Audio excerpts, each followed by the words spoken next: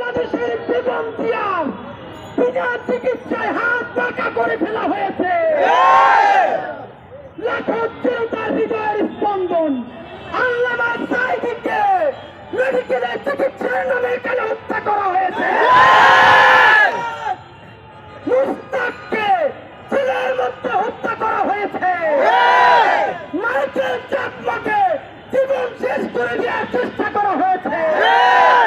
Helicopter থেকে সর্বশেষ গুলি করে আমাদের ভাই, আমাদের বোন, আমাদের আহাত, আমাদের বিরাগতের কলিজাটা ছিন্ন ভিন্ন করে দেওয়া হয়েছে।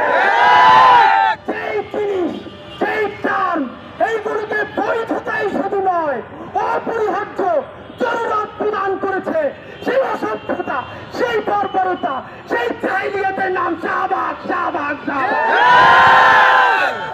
আজ যদি আপনাদেরকে বলি